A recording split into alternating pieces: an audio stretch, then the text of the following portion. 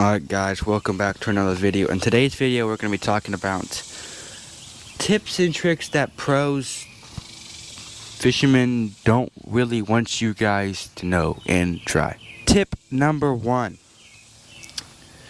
is worming up shallow. Now, whenever you usually fish with worms, you usually fish them like out deep, dragging them, or like even up shallow, kind of like fishing the grass lines, but not super shallow, just fishing the grass lines. But usually you don't fish worms up shallow. Like, you don't skip a shaky head under a dock because, well, that's not what traditionally you do. But worming up shallow can be like a major player because who worms up shallow? Nobody. But I have seen some pros worm up shallow and do like really well in their tournaments that they're in.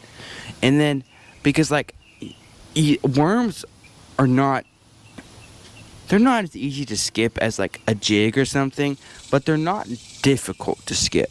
They're not like skipping like a bronco bug, but like they're easier enough to skip. Like you can do it, but you may not get as well of a skip as like you would with a wacky worm or a jig. But you can still skip them under docks, and they are stellar because fish that are up shallow under docks, around brush, walks, or anything like that don't really see worms often because they don't fish. Nobody fishes them up shallow because, well, that's not what you do. You usually fish them out deep, off points, around brush piles and humps and stuff, but you don't fish them up shallow at all. So, like, you can take, like, a shaky head, like my favorite, the Dirty Jigs, Canterbury, shaky head. I'll put all the links to everything down in the description so you can just scroll down, copy the link, paste it in Google, and then, well, there it is right there. My favorite is this Dirty Jig Scott. I think it's a Dirty Jig Scott Canterbury jig and 3/16 ounce. I throw that on a BFS rod. I throw it on like shoot, I don't know. I think it's a Cash King Zura. It's one of their cheaper BFS reels because when I first started getting into BFS fishing, I didn't want to drop $150 or even like $200 on a BFS reel if I didn't know that I would like want to fish them as much, like more than a spinning reel. So I just dropped like $60 on a Cash King reel that performs better than some of my $150 reels, honestly. I throw it out, and then I throw it on a 6'9" medium rod, and then I found out that I throw a 15-pound blade to last time I was at Lake, I threw it to a 15-pound fluorocarbon leader because I didn't have any 12-pound line, but I don't throw it on 10-pound line because 10-pound line, it just gets all like swirly and everything. It's just not like good, the poundage of line, because like if you fish it for a long period of time, you'll like have a bunch of swirls and like circles in your line, and it's not good, and it's easy for the fish to break off to it. So I lost probably a lot of fish on that, but I moved up and I didn't have any 12-pound line. I think 12 or 14, depending on how big your fish are in your lake. If say you're up north smallmouth, I'll probably go 12 or even like 11 if you can find it. But I would probably use 14 if you're like on a largemouth fishery, or you can use 15. But like I like the pound of line for the leader to be just a little bit smaller than the braid. It's just personal preference. I don't know. It's kind of like a knack. Like I'm throwing a 15-pound braid to a 15-pound leader. It doesn't sound right. It sounds like, well, I'm throwing a 15-pound braid to a 12-pound leader. That sounds more like straight and whatever, but it doesn't really matter at all. You can throw it to a 15-pound leader, you can throw it to a 20-pound leader. It's just your personal preference, but I think a 15-pound leader or a 14-pound leader is probably the best way to go on largemouth. And then up north, probably 11 or 12-pound leader. I'll put my favorites for up north 12-pound leaders, and then my favorites for down south 15 and 14-pound leaders in the description below. And I'll put my favorite braid that I use for both of them is 15-pound braid. I'll put that in the description as well. And then the rod, I just use a 6'9" medium cash-in jerkbait and topwater rod. It's my jerkbait rod, but it's actually really good for I found it. It's just like, it's like, I jacked a 6-pounder. It ripped him out of a dock on that rod. I didn't break him off. And here's the video proof. 6-pounder on the shaky head. Dang, that is wild, bro. That's wild. That is wild, dude. On the shaky head. I know what I'm doing. Yeah, totally.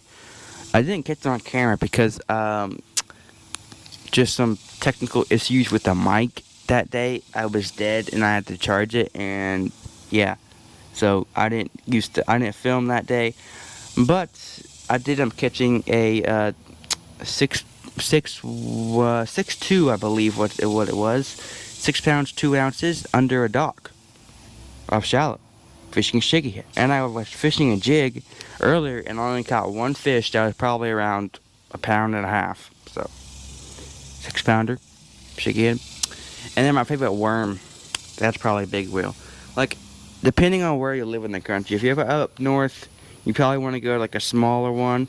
But if you're down south, you want to get that NetBait BaitFuel Mag T-Mac for down south. It is 6.5 inches long, specifically the color June bug, because I feel like the color June bug just catches the bigger average fish in the month of July, June, and August, and even into September if you're down south. But if you're fishing up north, you probably want to stick with the NetBait BaitFuel, just the T-Mac worm. Just like, I think it's like 4.25, or yeah, 4.75 inches long, so 4 3/4. So it's a little bit smaller worm for like a small mouth, because well, they have smaller mouths. But if you're trying to catch the biggest smallmouth in your lake, why not? I caught a bass, because even though 6.5 inches is kind of big, I caught a bass that was 5 inches long on that bait. I mean, you can catch big fish, you can catch any size fish, but what I found out that smaller fish will sometimes like eat a worm and then like swim with it. So you want to like, and then like they won't get the hook part, so they'll eat the end and just kind of chomp on it. You just want to wait probably like 5 seconds probably before you jack them. So you feel about like, oh yeah, there's a fish. Just let him mine it, let him take it, let him take it, let him take it, let him take it. Oh, he's got it. Boom! And then set the hook on him. That's what I found out to be the best for shaky head fishing up shallow. Because like, you can also like skip a giant 12-inch worm or like a 10-inch worm under docks and stuff, or drag it around rocks or anything. Because like, nobody does it. But it's such a good way to catch fish. So yeah, just go fish a worm up shallow. And then number 2 for the tips that pros don't want you guys to know about is bring back the dang Carolina rig. Because like, that's an old school tactic, and not a lot of people throw it. They throw like their big worms and their football jigs, and that's pretty much it. But bring back the Carolina rig, man. It's one of a staple deep water fishing like opportunities. Like, I personally don't fish it often, but I am. Next time I go to the lake, I am gonna try and fish this Carolina rig. Maybe, I don't know. I may just warm up shallow, because warming up shallow is pretty productive. Number 3, fishing a wacky worm. I mean, now you might be saying, I fish a wacky worm up shallow all day, I catch a ton of small fish, man. Or I don't catch any fish on a wacky worm. No, I'm not saying fish it up shallow. I'm telling you, fish it out deep. Because like, now we have an eco rig, okay? It is kind of taking over for the deep water fishing Nico rig aspect. But you could like, it's like the Nico rigs, it's good, okay? I admit, it's a great way to catch bass, especially when it was like, it was never new, but it was like rediscovered, like the Carolina rig. Like, it was like an ancient Egyptian tomb. Like, he was alive, but then they rediscovered his body. That's what pretty much they found on the Nico rig, and with hover strolling, and mid strolling, and jig and minnowing stuff. But that's for another video. So basically, you take a wacky worm and you fish it deep. It's gonna take a lot of patience, but trust me, it'll pay off. So what I like to do is like, I use it around standing cover, so about trees in the water, probably like 10, 12, 15 feet in the water, and I just throw it out there, okay? and let it sink. It's probably taking like 20, maybe 30 seconds to get to the bottom before you pop it back up and then you let it fall back down. Pop it back up, let it fall back down. But boys, fishing a dang wacky worm up shallow, just doing this, can get you some big old bites. And a lot of bites, because I don't know one person that fishes the wacky worm up shallow. You may be wondering, how did I discover all these tips and tricks? It came from, well, thinking in my brain, like, what aspects can I take from the shallow water to deep water and deep water to shallow water? And what aspects do, like, not a lot of people fish? And then it was also, like, researching, like, I watched a lot of Jacob Wheeler.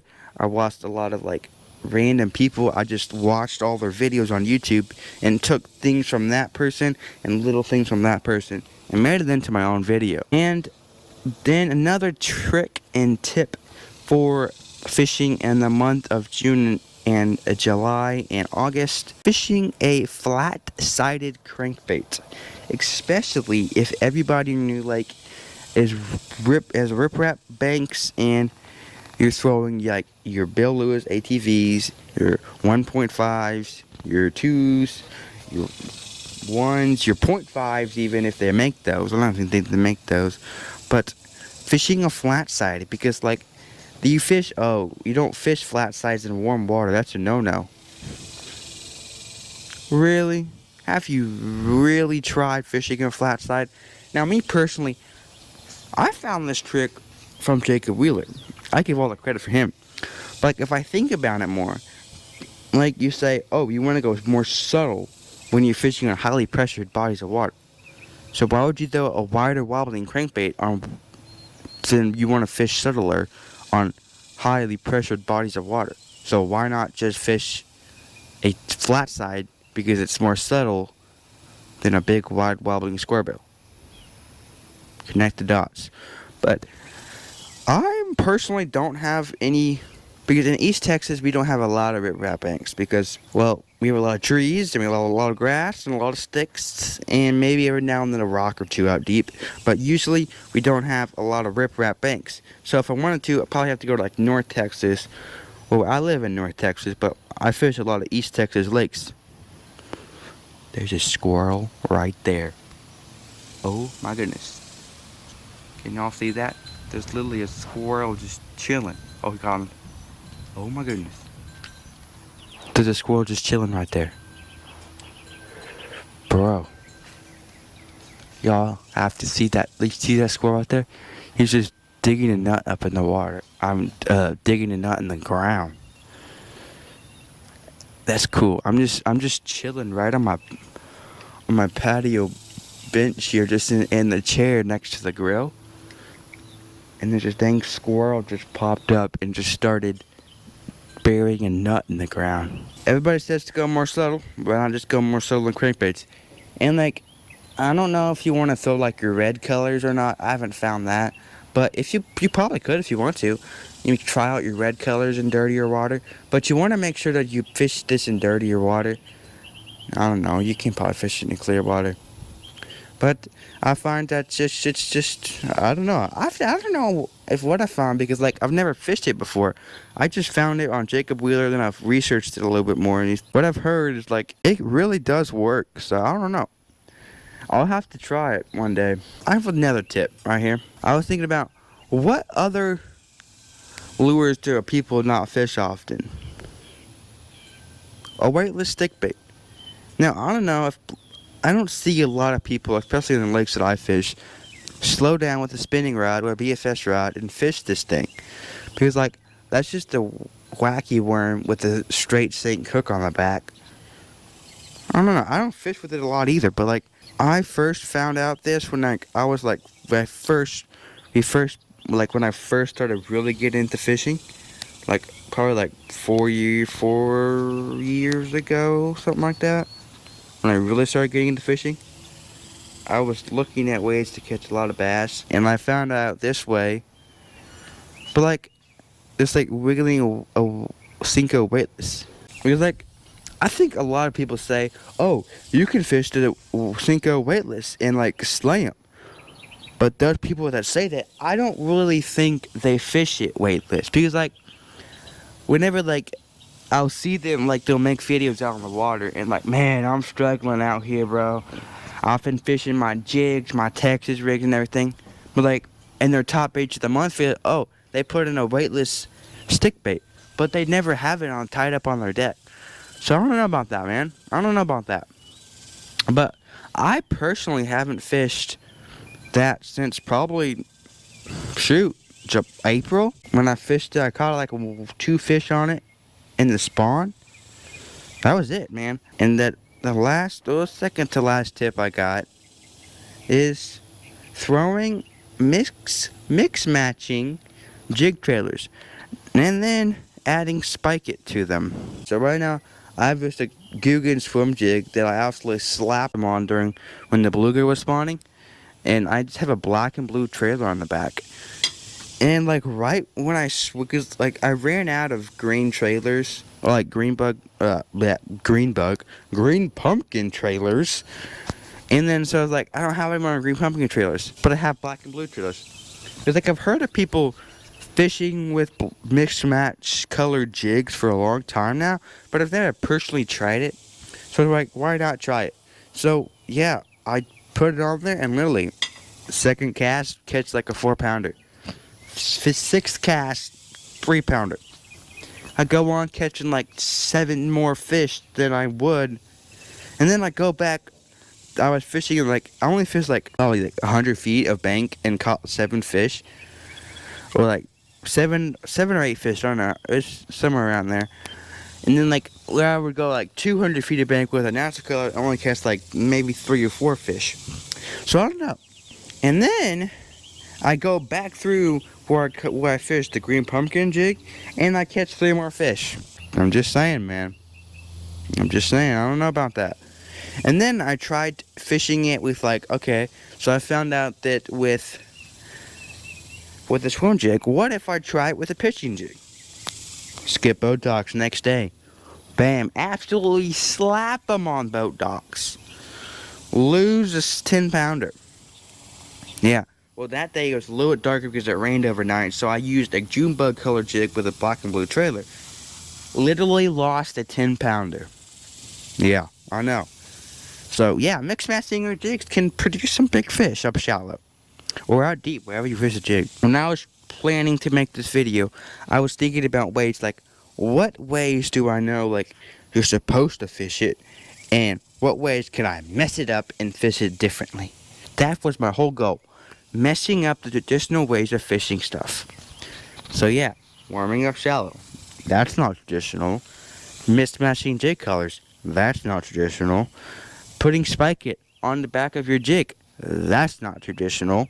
So yeah, but these BaitFuel baits that I have, but like, I'll put my favorite types of jigs and stuff, and like bait and stuff for like in the description. This is not my favorite swim jig in the world. This is a Guggen one, but as you can see, I only have 2 little weed guards left. I don't know if y'all can even see that. I have 2 weed guards left because I caught so many fish, and that's not even a weed guard. It's just like a little, just there. But my favorite one is a dirty jig, swim jig. But this is one of my favorite trailers. It is the Pack-A-Slim from NetBait. Again, NetBait. I love NetBait, man. NetBait is makes some of the best stuff. Like, NetBait is USA made, okay? It has BaitFuel in it, which is scientifically proven to catch more fish. And you smell NetBait, you don't smell no scent. So, like, you know, like, oh, shoot, this brings up Guggen memories. Guggen literally has the smelliest garlic scent. Just garlic. It just smells like straight garlic.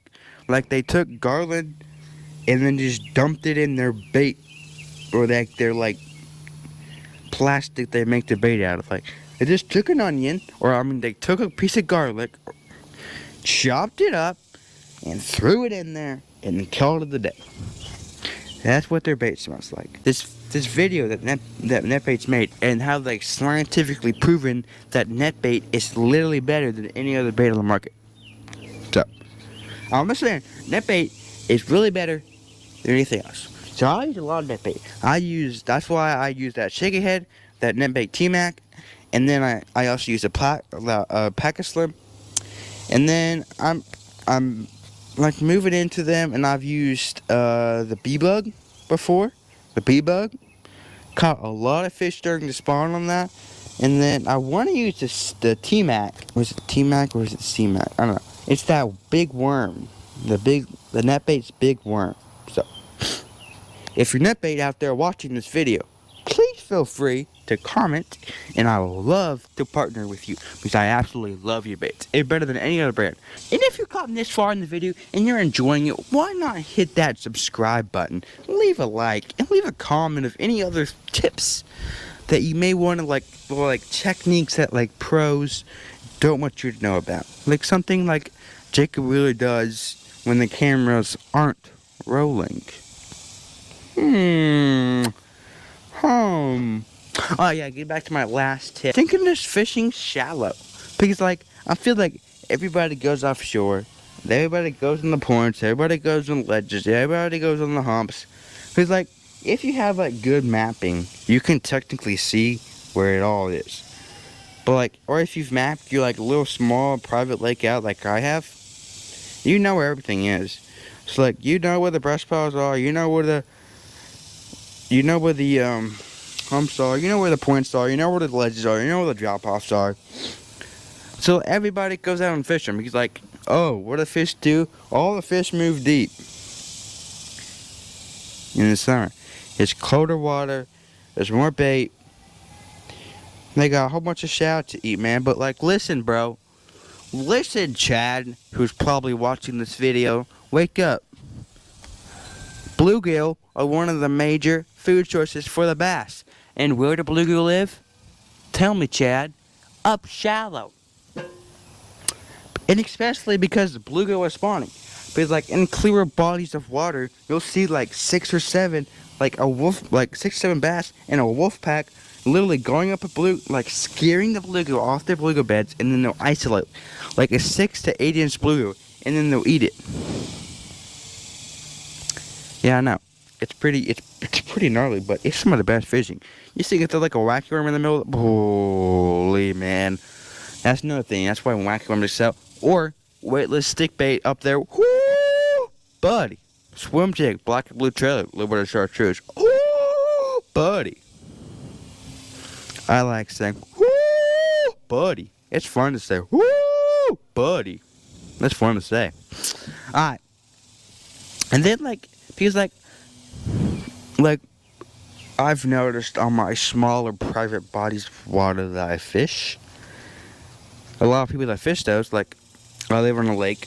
Well, like, I don't live on a lake. I have a house. Well, actually, my grandma has a house on a lake that she bought for the family 4 years ago. And like that lake, majority of the people fish deep, and the people that fish shallow do not fish the boat docks. Like, they put their trolling motor on high, they get them like a worm or like a Texas rigged creature bait or a jig, and they just throw it up shallow and just drag it through the grass and on bluegill beds and everything like that. But they don't skip and pitch the docks. I don't know why. But they just don't. For some reason, they just don't. I don't know. Like, I don't think a lot of people physically can. I don't think they have a good casting and wrist strength. When I was fishing deep one day, like, there was this boat, alright? And I was like, hey, you catching any? And they're like, I mean, like, nah, really, bro, because, like, we like catching, like, we caught, like, 2, like, back over there. And then, like, I caught, like, 1 over there, but, like, that's it, man. I caught, like, 3 fish. I'm like, really? Alright. I've been catching them not too good here. I caught, like, 4 or 5 on this point, but, like, that's pretty much it. I'm like, oh, man. Well, have fun fishing. I'm like, yeah. Yeah. Good luck to you, too. Yeah, peace out, dog. Did they really talk like that? No, they were like 60-year-olds. So who would talk like that if 60-year-olds? But again, they said they only caught like 3 or 4 fish up shallow. Just dragging around. And you think I can't catch those fish on a swim jig? Yeah, you're wrong, boy. Because those fish are aggressive if they're in the sun. Because what fish would just want to be chilling in the sun? I think that's it. So make sure you like and subscribe. Leave a comment down below of any more tips and tricks that you might want me to know, or that pros don't want you to know. Because what pro wants locals fishing the things that they fish when they're before the tournament? Yeah, they don't want to do that. But do you want to catch fish? Yeah, so I want to fish, Alright, well, peace out. Catch a big one. Peace.